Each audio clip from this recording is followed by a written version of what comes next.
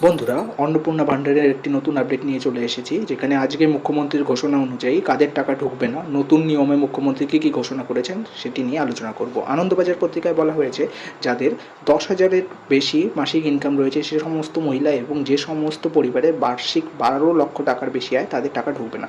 এছাড়া পৌর এলাকায় যাদের 3 কামরার বেশি বাড়ি রয়েছে বা ফ্ল্যাট রয়েছে তাদেরও এই টাকা ঢুকবে না।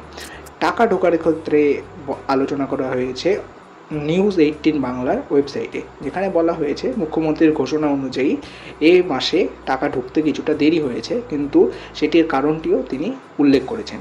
এ মাসে তৃতীয় পর্যায়ে টাকা পাওয়ার ক্ষেত্রে পূর্বে ভেরিফিকেশন চলেছে।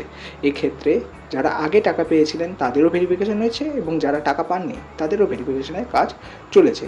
তিনি বলেন, জুলাই মাসেও অনেক অভিযোগ আসে, অনেকেই দাবি করেন তারা যোগ্য অথচ টাকা পাননি। এক্ষেত্রে বিডিওদের সাহায্যে প্রায় 1,70,00,000-এর বেশি মহিলাদের আবেদন নিষ্পন্ন করা হয়েছে এবং ভেরিফিকেশনের কাজ চলেছে। বৃহস্পতিবার 13 আগস্ট পর্যন্ত ভেরিফিকেশন হবে, অর্থাৎ কাল অবধি ভেরিফিকেশন হবে।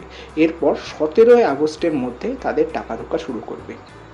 অভিযোগ জানানোর জন্য একটি পোর্টালের কথাও ঘোষণা করেছেন এদিন মুখ্যমন্ত্রী, অর্থাৎ যেই পোর্টালের মধ্যে আপনারা জানতে পারবেন আপনার টাকা কেন ঢোকেনি কিংবা আপনার কি সমস্যা আছে যেটি মেটালে আপনার টাকা ঢুকতে পারে।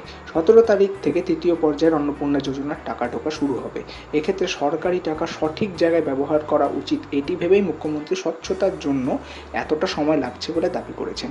17 তারিখ থেকে 2-3 দিন লাগবে, অর্থাৎ অনেক মানুষের একসাথে টাকা ঢোকার জন্য 17 তারিখেই সকলের টাকা ঢুকবে না। এক্ষেত্রে কিছুদিন পর পর সবার টাকা ঢুকবে। আর পূর্বেই বলেছিলেন 10 তারিখ অবধি যাদের ভেরিফিকেশন হয়েছে 10 জুলাই অবধি তাদেরই টাকা 17 তারিখে ঢুকবে এবং তারপরে যারা ভেরিফিকেশন তাদের একটু সময় লাগবে। ধন্যবাদ।